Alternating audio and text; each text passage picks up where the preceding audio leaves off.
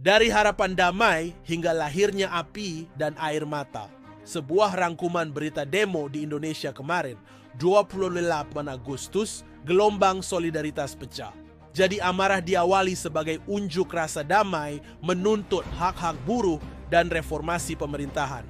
Aksi di Jakarta pada 28 Agustus dipenuhi lontaran tuntutan seperti penghapusan outsourcing, kenaikan upah minimum, penghentian PHK massal, dan reformasi pajak.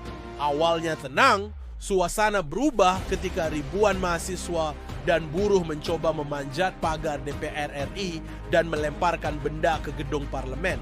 Aparat merespons dengan gas air mata dan water cannon, memaksa demonstran mundur hingga area komersial sekitar Senayan, bahkan stasiun kereta dan jalur tol terganggu. Ini yang menyebabkan beberapa wilayah akan lumpuh. Kamis malam, tragedi kematian Afan Kurniawan. Kemudian malam itu juga tragedi menimpa Afan Kurniawan, pengemudi ojek online yang tergilas kendaraan taktis Brimob saat berupaya melintasi jalan di pejompongan tengah kericuhan. Motifnya adalah slip saat hendak menyeberang, namun nasibnya berubah tragis saat mobil taktis itu berhenti sejenak, lalu menerjangnya kembali, membunuhnya.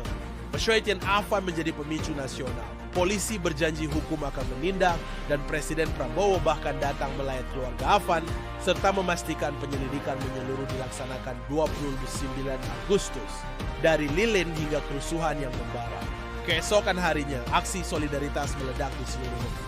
Di Jakarta, ribuan ojol, mahasiswa, dan massa mengepung Mako Brimob Kuitang sambil berteriak tuntutan bubarkan DPR dan kecaman atas kematian Afan. Tahun ketenangan pudar saat pelemparan batu, petasan, dan botol mewarnai bentrokan keras di pintu gerbang Polda Metro Jaya dan DPR RI.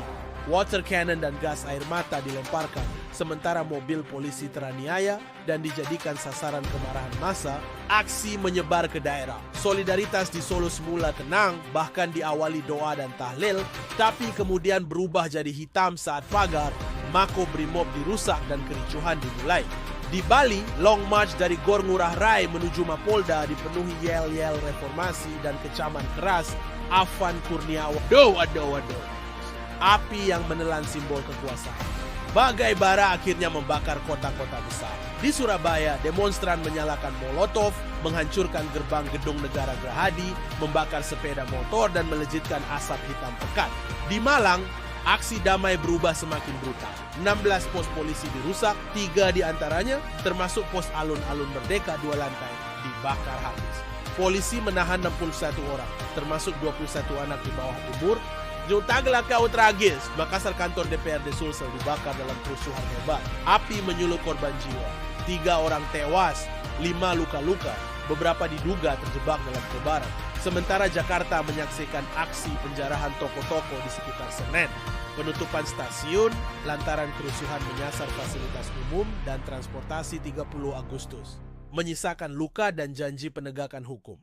Di seluruh hari saya tragedi. Bentrokan telah menciptakan lubang mendalam dalam bangsa. Sejumlah korban meninggal, gedung-gedung terbakar, fasilitas dirusak, dan korban trauma masif menyelimuti komunitas. Penanggung jawab ditekan untuk pertanggungjawaban. Presiden Prabowo mengunjungi keluarga Afan dan berjanji penyelidikan penuh, seolah menjadi embun harapan di tengah berkobar amarah rakyat. Epilognya adalah dari harapan hingga nyala perlawanan.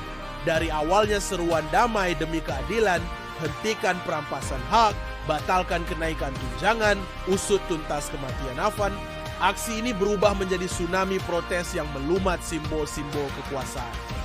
Tragedi Afan Kurniawan menyulut korelasi emosional antara rakyat tertindas dan perlakuan represif. Narasi tentang rakyat lemah yang dibunuh oleh aparat. Api pembakaran polsek, motor, dan kantor DPRD pun jadi tanda kemarahan yang tak terbendung.